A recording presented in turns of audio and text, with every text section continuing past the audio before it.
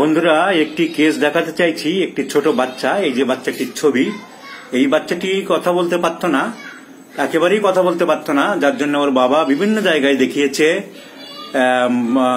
তারপরে হোমিওপ্যাথিতে যখন আসতে চাইলো, অনেকেই বারণ করলো যে এত বড় বড় ডাক্তার, এত বড় হসপিটাল, কিছুই হলো না, তুই হোমিওপ্যাথি যাচ্ছিস। উনি আমাকে এসে যা বলেছিলেন তাই বলছি। তো ওই বাচ্চা কথা বলছে এখন। কি ওষুধ দিয়েছিলাম সব কেস হিস্ট্রি আমি দেখাচ্ছি তোমাদের শেখার জন্য। তো একটু বাচ্চার বাবার মুখ থেকেও হিস্ট্রি শুনে নিচ্ছি, আর বাচ্চার থেকেও কিরকম কথা বলছে একটু জানাচ্ছি। এই বাচ্চা, তোমার নাম বলো, বলো তাড়াতাড়ি বলো। নাম বলো, এখানে বলো, নাম বলো। শুভদীপ কি?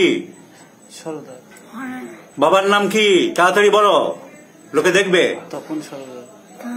এদিকে তাকিয়ে বলো। তোমার বাড়ি কোথায়? পড়াশোনা করছো? ভাত খেয়েছো? বলো, মুখে কথা বলো, বলো ভাত খেয়েছি। খেয়েছি। আচ্ছা তপন বাবু, ও এখন লজ্জা পাচ্ছে, বেশি কথা বলতে পারছে না, একটু আগে তো ফটফট করে কথা বলছিল। তা আপনার এই বাচ্চার যে কথা বলতে পারতো না, এরকম কেস আরো অনেক সারিয়েছি, এবং হোমিওপ্যাথিতে এই ধরনের কেস প্রচুর ক্রিটিক্যাল কেস আমাদের ওষুধের সারছে। তো আমার হাতে না, আমাদের আরো অনেক ডাক্তারবাবুদের হাতেই সারছে। তো তোমার বাচ্চাটার কেস হিস্ট্রি, কোথায় চিকিৎসা করেছিলে এবং কি উন্নতি হলো, হোমিওপ্যাথির প্রতি তোমার কি আশা প্রতিক্রিয়া হলো, একটু সংক্ষেপে বলো। আমি প্রথমেই পিজিতে দেখাতাম। পিজিতে দেখাতে? এবং তার আগে একজন মানসবাবু বলে ডাক্তারবাবুর সাথে পরামর্শ করতে উনি পিজিতে দেখাতে বলেছিলেন, নার্ভের চিকিৎসা করতে বলেছিলেন। অ্যালোপ্যাথি ডাক্তার, এই যে গোসাবাতে বসে মানসবাবু। ওনাকে দেখানোর পর উনি বলতে আমি পিজিতে যেতাম। জানার পর ওখানে বছর 2 দেখালাম, কিন্তু বহু টাকা খরচা করা সত্ত্বেও কোনো ফল পাইনি। পিজিতে রেফার করলো বনহুগলিতে নিয়ে যেতে বললো, ওখানে পিস থেরাপি করে কিছুটা। ওই অর্থোপেডিক সেন্টার যে হসপিটালটা আছে না, বনহুগলি, হ্যাঁ প্রতিবন্ধী হসপিটাল। হ্যাঁ, বুঝতে পেরেছি।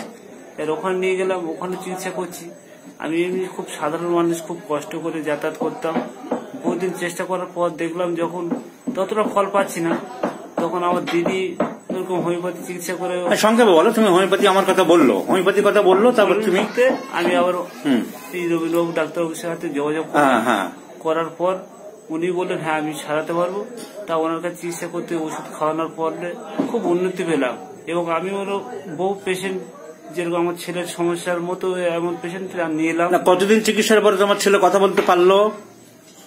প্রায় 1 বছর পরে। বছরখান পর? তোমার ছেলে প্রথম থেকে মোটেই কথা বলতে পারছিল না? পারতো না, মানে সব গোগার থেকেও খারাপ। তোমরা খুব দুশ্চিন্তায় পড়ে গেছিলে। আর তুমি যখন এসেছিলে, অনেকে ভয়ও দেখেছিল হোমিওপ্যাথিতে কিছু হবে টবে না। অনেকে বলতো বেকার দেখাচ্ছি, এত ডাক্তার দেখাচ্ছি, এত হলো না, পিজির মতো জায়গাতে ঘুরে এলি আর বেকার হোমিওপ্যাথি। এখন তোমার হোমিওপ্যাথি প্রতি আস্থা এসছে? খুব আস্থা। এমনকি আমি অন্যদের পরামর্শ দিই যাতে এরকম তারাও ভালো হয় এবং ভালো থাকুক, এটাও আমি চাই। বা বালুরঘাট দক্ষিণ দিনাজপুরের একটা স্কুল মাস্টার মানুষ লাহা নামে, উনিও না, সে অনেক ইমপ্রুভ হয়েছে। যাক, এইটা আমি ফেসবুকে আরো ডাক্তার বন্ধুদের এবং সাধারণ রোগীদের শেখানোর জন্য আমি দেবো যে তোমার বাচ্চা কথা বলতে পারতো না, হোমিওপ্যাথি ওষুধে। আমার ছেলে খুব ভালো কথা বলছে, এখন একটু মানে রাত হয়ে যাচ্ছে তো, ও লজ্জার জন্য বলছে না, একটু বাড়িতে যাচ্ছেন, ব্যস্ততার জন্য বলছে। ঠিক আছে, সহযোগিতা করার জন্য তোমাকে ধন্যবাদ।